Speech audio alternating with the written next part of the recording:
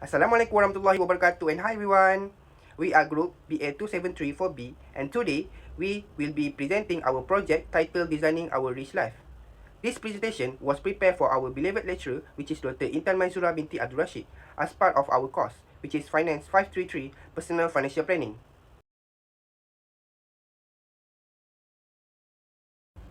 Let's move on to the first part of my presentation, which is about the financial challenge I face as a student or young adults. As a student, one of my biggest challenges was how quickly my allowance would run out, mainly because of impulsive online shopping. To support this statement, research showed that 46% of students buy clothing impulsively and 29% of students spend over around 300 ringgit a month on this habit. Emotionally urged, attractive product features and also peer influence often lead to these unplanned expenses, which can easily drain my limited finance. To handle this challenge, I use 24-hour rules method, where I wait a full day before making any unplanned purchase. This strategy looks like it's simple, but it's very powerful to help me avoid unnecessary spending, manage my emotions, and prioritize what truly matters. From this experience, I learned the importance of self-discipline, budgeting, and making mindful decisions, which helps stretch my allowance more effectively and reduce financial stress. One of the main financial challenges I faced as a student was the extra cost of mobile data whenever Wi-Fi failed during online classes. This issue was also reported in the Star article, Bad Internet Connectivity Causing Problem When Studying, say Varsity Student in 2024, where many students share how poor campus Wi-Fi often forced them to rely on their own data to continue learning. To overcome this, I set aside part of my allowance for internet emergency by reducing spending on snack and online shopping. I also subscribed to the unlimited 48 Mbps plan for 40 ringgit Malaysia a month, which provided enough data and stable speed to attend online classes and complete assignments smoothly. By using this plan, I did not have to depend on unreliable home or campus Wi-Fi and could study without interruption. Similarly, students in the article managed the same problem by using their own mobile data when Wi-Fi was too slow. From this experience, I learned the importance of preparing for unexpected expenses and prioritizing needs over want, as financial discipline and smart choices are essential to ensure academic success. The struggle I faced as a student was the high cost of textbook, e-books, and short semester fees. These expenses were difficult to manage, especially since they were not part of my regular budget. This is not just my experience. According to the Rising Cost of Higher Education article published in the NCT Online 2018, students across many countries, including Malaysia, are facing increasing financial pressure due to tuition fees, academic materials, and living costs. To handle this challenge, I made it a habit to save a small amount of money every month to prepare for the short semester fee. I also searched for second-hand textbook or borrowed from seniors to reduce costs. From this experience, I learned the importance of prioritizing essential expenses and planning ahead. It showed me that with proper preparation and wise financial decision, I can manage limited resources more effectively. As a student, I struggled to manage monthly allowance due to rising living costs. According to a report by Helmi in 2022, some students claim they only have around 100 left to spend every month despite being careful with their spending. This shows just how tight their budget can get. To handle this challenge, Suraya in 2022 highlighted that some students handle this struggle by setting weekly spending limits and starting to eat budget-friendly meals. This small but practical adjustment help them stretch their allowance throughout the months. From this experience, I learned that financial stress doesn't only affect student wallets, it also takes a toll on their mental well-being. For me as a student, this isn't just a budgeting issue. It is a daily reality that every month I juggle rent, food, transportation, and academic expenses, all without the financial support from home. It is not because my parents don't care, it is simply because they can't afford to help, and I know that I am not alone. In fact, the New Straits Times article highlight a story of students across Malaysia who face similar struggles. For example, Najwa Aisha, a student in University of Malaya, nearly gave up her degree because her savings were used for family emergencies. She ended up working part-time and selling covers just to stay afloat. The story resonated deeply with me. Like them, I've learned to stretch every ringgit. I skip meals, take on side gigs, and prioritize academic needs over personal comfort. It is exhausting, but it's also empowering, because every month I survive is a proof that I'm building resilience. One of the biggest lessons I've learned as a student is how to manage my finances while still maintaining good academic results. It is not easy, especially when you don't receive any allowance from your parents, because every ringgit counts and every decision is matters. At first, I struggled. I had to learn how to budget and prioritize essential, also find a ways to earn money without letting it affect my studies. I took on part-time work, explored small online gigs, and even learned how to stretch my resources creatively. This experience taught me discipline, resilience, and time management. I realized that financial hardship doesn't have to define your academic journey. It can shape it. Next, let's talk about my financial habit. A positive habit I built is tracking my daily expenses through banking apps like My Bank to You, which help me to stay aware of my spending patterns. However, I also identified a negative habit, which is impulsive buying during online sales. This habit often disrupts my budget. To improve this, I plan to limit the times I spend on shopping apps like Shopee and be more intentional with my purchase. Next, a positive financial habit I practice is tracking my expenses daily in a Notes app so I know exactly where my money goes. But a negative habit I struggle with is overspending on food delivery whenever I am too tired to cook or go out. To improve, I plan to limit my food delivery orders once or twice a week and instead allocate that money into my saving so I can maintain better financial discipline. Now I want to share a bit about my financial habit, both the ones I'm proud of and the ones that I'm working to improve. Let's start with the positive one. One habit that I've developed and stuck is to save my 15% of my income before I spend the rest on anything else. It is a small percentage, but it adds up over time. And this habit has helped me build a safety net and feel more in control of my finances. But I will be honest, there are areas where I struggle, that I can be a little reckless when it comes to spending, especially on food and skincare. Sometimes I justify it as self-care, but deep down I know that I need to be more intentional. That is why I've created an improvement plan. First, I'm switching to more affordable skincare alternative because I've realized that good skin doesn't have to come from expensive bottles. And the second one, I'm setting a clear budget for food, which is I'm prioritizing a home cooked meals and limiting an impulse buys. First, the positive habit I planning ahead for regular but predictable expenses, such as textbook or project materials. By preparing for this course yearly, I can avoid sudden financial shortfalls. On the other hand, a negative habit is impulsive purchases, such as snack or entertainment. Without budgeting, these small expenses can quickly add up and drain a student limited allowance. To improve, I plan to set a firm monthly limit on snack and discretionary spending, specifically 50 ringgit. This creates clear boundaries and encourages more mindful spending habits. A positive habit that I practiced was putting aside a little money each month specifically for short semester fees, e-books and textbooks. This helped me to be more prepared when those expenses came up. However, I also had a negative habit. Sometimes I bought snacks, skincare or other unnecessary items without checking my budget first. This reduced the amount of money I had left for essentials. To improve, I plan to start saving for every semester well in advance, even if it's just a small amount by each month. By being more disciplined and consistent, I can build better financial stability and avoid unnecessary stress. Now, let me share what a rich life means to me. When we talk about rich life, it's not just about money. For me, it's about freedom and experience. I want to be able to travel, explore new culture, and use my financial resource to help others achieve their goals. A rich life means living with purpose and security. Next, what rich life means to me? To me, a rich life isn't just about having money, it's about peace of mind. It's mean knowing my basic needs and bills are taken care of without stress so I can focus on what truly matters. A rich life gives me the freedom to explore new places, spend meaningful time with my loved ones, and give back to my family. For me, it's about balance, happiness, and having the freedom to live fully without constant financial worries. Well, when we hear the phrase of rich life, many people immediately think of wealth, big houses, luxury cars, and overflowing bank accounts. But for me, a rich life goes far beyond money. To me, living richly means living with comfort, balance, and happiness. It is about waking up each day with a sense of peace, knowing that I am surrounded by love and my health is intact, and that I am emotionally grounded. Comfortable living without stress about daily finances, yet able to enjoy life pleasure debt-free. This means try for a life where basic expenses like housing, food, and bills are managed smoothly. So we don't wake up worry about money. It's about financial security, where monthly budgeting becomes second nature, allowing us to focus on the joys of living.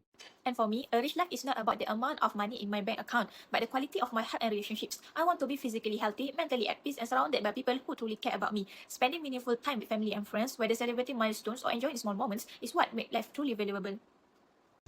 Moving on, here what I hope to afford in my ideal future.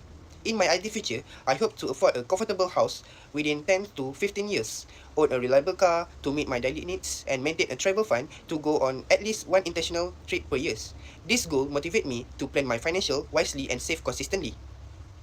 Next, in my ideal life, I want to afford more than just survival. I want to comfort, security, and meaningful experiences. I picture living in a safe and welcoming home, being able to support my family whenever they need me, and having the freedom to travel and see the world. Traveling is not only about holidays, but also about learning, growing, and creating lifelong memories. I also want to afford hobbies and interests that bring me joy and balance. When I imagine my ideal rich life, it is not just a luxury. It is about freedom, fulfillment, and the ability to afford the things that truly matters to me. First, I want a home, not just a roof over my head, but a space that feels safe, warm, and truly mine. The second one, that I dream of financial stability. That means no longer stressing over bills and unexpected expenses. Then there is the CVR 150, the sleek, powerful motorcycle, and it is more than just a ride. And finally, my biggest dream is to run my own cafe business, a place where people can feel welcome and where I can express my creativity and build something that truly mine. Regular financial support for family, emergency, or future needs. A rich life, in my view, is also one that prepares for the unexpected. Financial stability is not just about comfort today, but also about being a reliable source of help for loved ones when it matters for most. For example, setting aside emergency saving or contributing regularly to family needs like medical bills and school fees. In my ideal life, I want to afford regular travel, not luxury trips, but meaningful journeys to explore cultures, foods, and people around the world. Traveling once or twice a year without financial worry would be fulfilling. I also wish for a comfortable home for my family and enough resources for healthcare, fitness, and self-care, since good health is the foundation of a rich life. Okay, next we move to designing our rich life, our quality rich life vision board. My rich life means living comfortably without money stress, enjoy life's small pleasures, and being ready for anything. Saving and wealth give me security to handle family emergency and future needs, providing peace of mind by avoiding debt and standing independently while supporting my loved ones.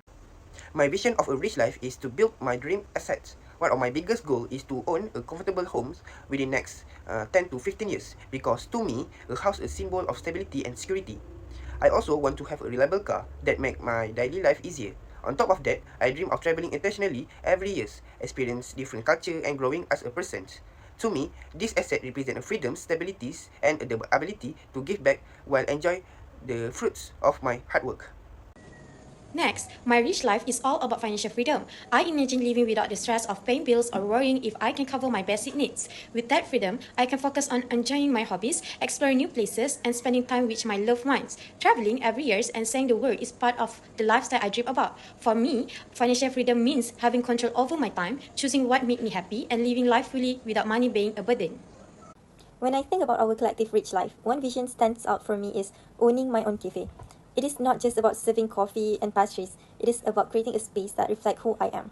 Owning a cafe means more than just fulfilling a dream. It is about building independence and creating multiple income streams, just like what's shown in our Rich Life Vision Board. It is like a symbol of freedom, creativity, and self-reliance. This vision also ties into financial stability, which is running a successful business, give me the power to support myself and others. My version of a rich life is centered on health and happiness. No matter how much money we have, it is meaningless without good health and peace of mind. For me, a rich life means maintaining a healthy lifestyle, balancing career and family, and nurturing strong relationships. I also want enough resources for self-care and yearly travels, so I can recharge and enjoy a peaceful, balanced, and happy life. Now, let's move on to my financial vision for the next 5, 10, and 20 years. In the next 5 years, my priority is to save RM10,000 ringgit as an emergency fund and settle any small debts. I plan to track my expenses closely and save at least RM200 ringgit each month to reach this goal. Why? According to the KWSP, an emergency fund or rainy day saving is a safety net for unexpected costs like medical bills or sudden income loss. Having this fund will keep me from relying on loans or credit during emergency and give me a stronger financial foundation. Secondly, in the next 10 years, my goal is to buy my first home and grow RM30,000 ringgit in investment. To achieve this, I will save 20% of my income and invest early through EPF contribution and unit trust. The Star report that many Malaysians struggle with saving, with millions having less than 10,000 ringgit for retirement. That motivates me to start early, stay consistent, and avoid withdrawing EPF saving too soon. This way, I can secure a home and build investment for future goals like travelling or starting a family. Lastly, in the next 20 years, I plan to retire comfortably with around 500,000 ringgit in asset and investment. A Ringgit Plus survey showed that 40% of Malaysians haven't started retirement planning yet, and only 90% feel confident about their EPF saving. To avoid that from happen, I will maximize EPF contribution, invest in properties, and maintain good insurance coverage. By saving consistently and making smart financial decisions, I can enjoy financial freedom and live a secure, fulfilling life in retirement. Next, for me, in the next 5 years, my goal is to have a stable job and fully repay my PTPT and loan by setting a monthly budget and making regular payments. According to Investopedia, prioritizing debt repayment, especially high interest debt, frees up resources for future investment. This advice supports my plan to clear my PTPT and loan early. For the medium term, in 10 years, I aim to save for family needs and buy a car. To do this, I will automate my saving and manage expenses. The article highlights that automating saving helps build discipline and reduce accidental overspending. This match my strategy for consistent saving.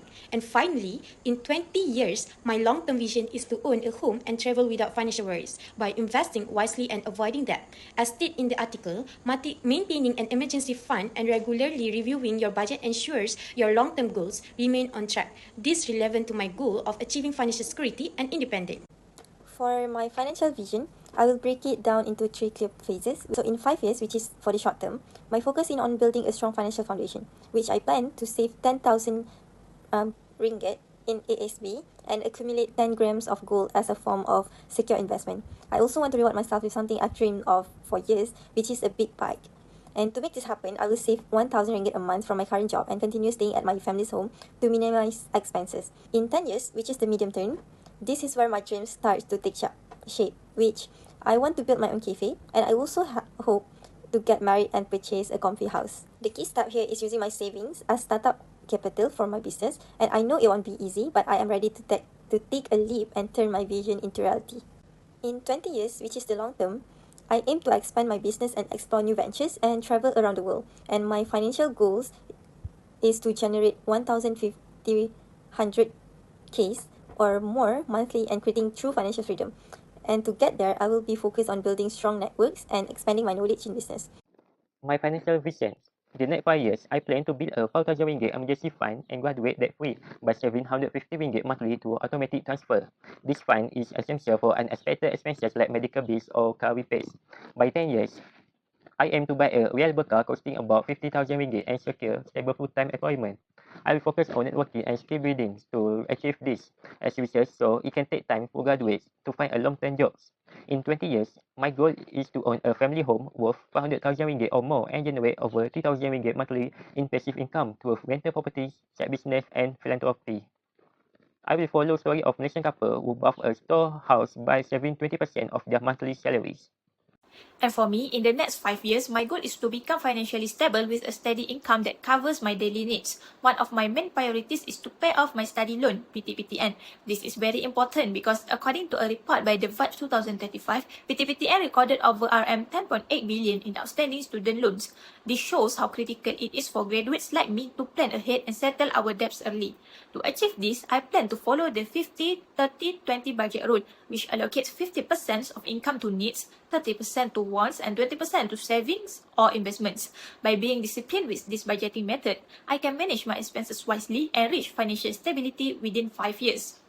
In the next 10 years, I see myself established in my career with enough financial independence to support both myself and my family.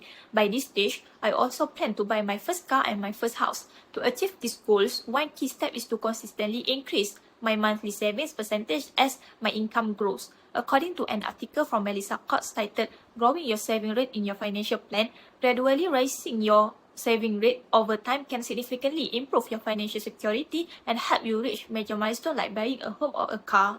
In the next 20 years, my goal is to be financially secure with multiple streams of income, living debt-free and preparing for retirement while still enjoying life. By then, I also aim to fully settle my house loan. To reach this stage, I plan to maintain disciplined long-term investment in property, stocks and retirement funds. According to the article Retirement in Malaysia, what are the financial benefits for you from Retirepedia? Malaysia offers strong financial advantages for retirement, including affordable living costs, healthcare access, and opportunity to grow retirement savings through options like the Employees Provident Fund, EPF, and real estate investments. So, that's all from us. Thank you.